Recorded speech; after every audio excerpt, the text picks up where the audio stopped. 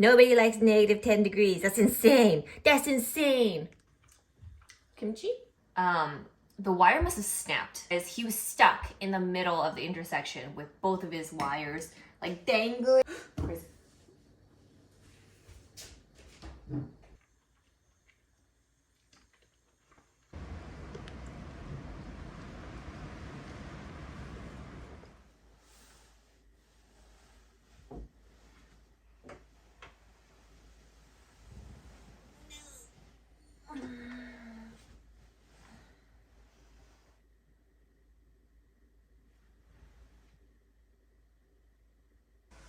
Hi guys, welcome to my first vlog.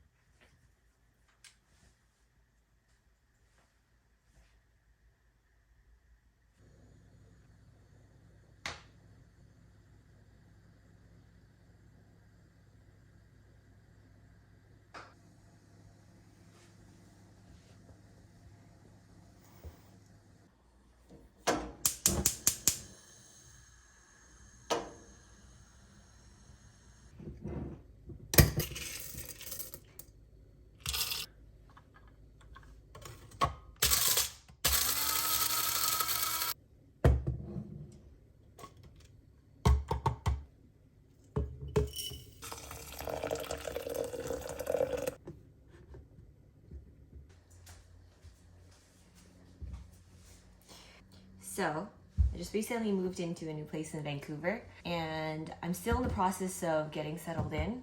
One of my friends decided to move to Kimberley and I decided to rent the place from them.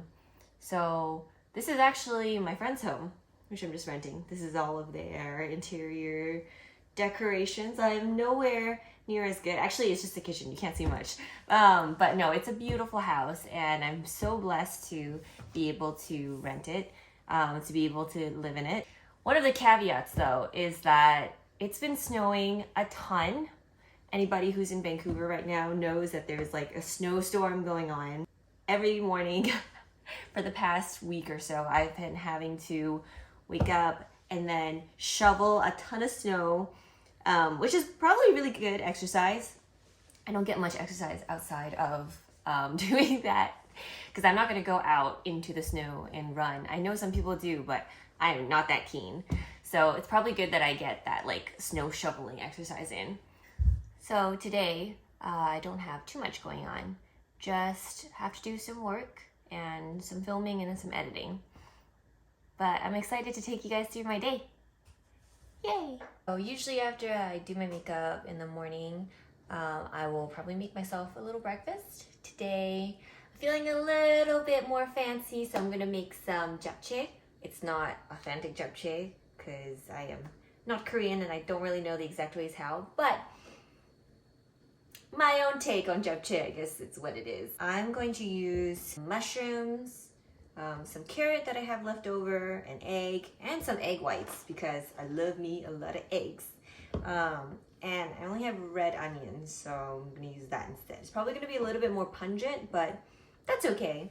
And then some green onion, and of course,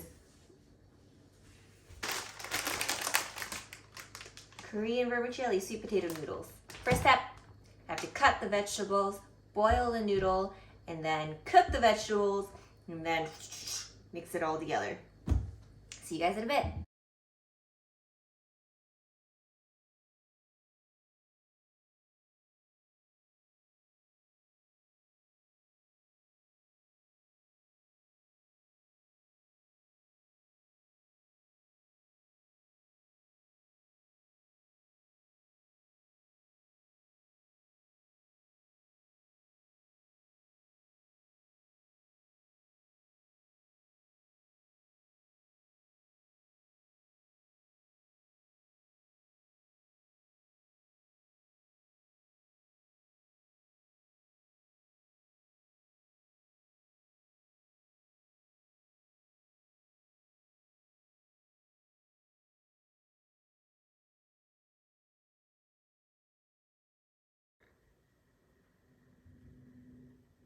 So, like I said, this is by no means an authentic japchae. Not at all. It's just the way that I like to eat it, and the only way I know how to make it. But I think it looks pretty good. I always put a lot of veggies in there because I feel better if there's more veggies versus noodles.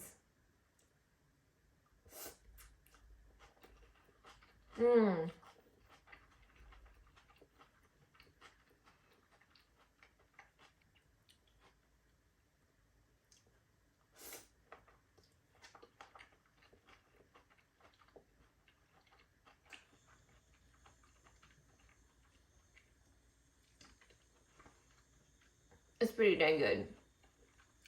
I'm pretty happy with this. Kimchi?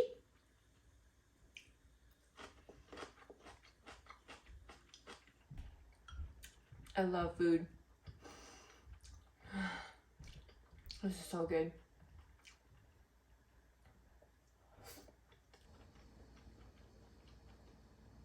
The first few times that I made this, I didn't cook the onions for long enough, and I put garlic in at the end. I figured it would bring more of like a garlic flavor, but that ended up making the whole dish like very pungent and a little bit bitter, very acidic. This time around I put onions. I think I put it first, and then I let the garlic cook a little at the end. So it would still have that like slight pungentness from the garlic, but not as acidic as like eating raw garlic. I like this version much better. Again, not authentic at all. Not authentic at all, but still pretty good. It rained a lot last night and I can actually see pavement today. Thankful for that. Woo! Nobody likes negative 10 degrees. That's insane. That's insane. This looks like a lot of snow, but honestly, it's so much better than it was the past 2 weeks. Like, look at this. You can actually see the pavement today. Phenomenal. And look at that. I shoveled that. I shoveled all of this. My back still hurts.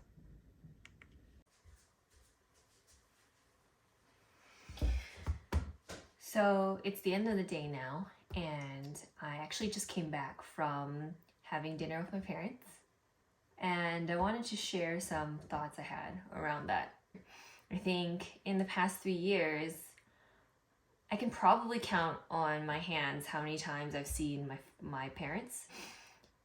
I've become very cognizant of the fact that I don't have that much time. I don't know how many of you guys feel the same way that I do, but I'm becoming very aware that time is finite. I remember in the past I've read stories where the main character looks up at their parents and realizes how much older they've gotten.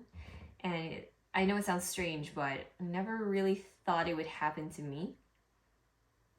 But more and more these days when I'm with my parents, I see the age, I see how much older they've gotten, and it scares me. You know, I'll be very, very honest with you guys. Like, I'm terrified of what that means. So that's why it's very important to me to maximize the amount of quality time that I can spend with my parents. I want to be more intentful and just to see them more, to put more effort in. Honestly, I feel like I'm very, very lucky and very, very privileged to have been able to realize this so early on. And I'm kind of hoping that, like, by sharing this with you guys, maybe it would inspire some of you to reach out to your parents and just spend more time with them. But that's definitely just something that that was on my mind today, and I figured I'd want to share with you guys. Hope that's okay.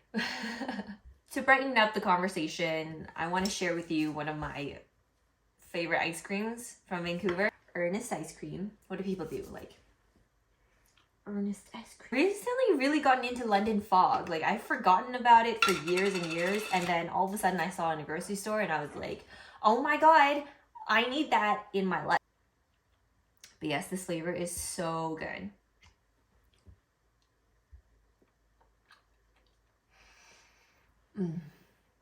Oh my god, guys. I wish there was some way for me to get this to you guys. This is so good. So good. It's not even sponsored. It's that good. On a side note, guys, when I was driving back home today, I saw that there was like a bus accident in the middle of an intersection. And it was one of those accidents where like the bus is tethered to these wires. Do you guys know what I'm talking about? There are these electrical wires that are roughly the height of traffic lights, and these buses are tethered to them. And as he was turning, I think what happened was as he was turning, the wire must have snapped because he was stuck in the middle of the intersection with both of his wires like dangling kind of strangely on the top, and there was a police officer behind them like trying to figure out what was going on. Can somebody tell me what those wires are for? My best guess is, are they like transmitting signals? Because it can't be for electricity, right? The bus doesn't run on that kind of electricity. So what is it for? Is it like a general guideline, like go this way? But like drivers know how to turn. You know, there must be a logical explanation for this, and I'm just dumb. So if somebody could please educate me, that would be phenomenal.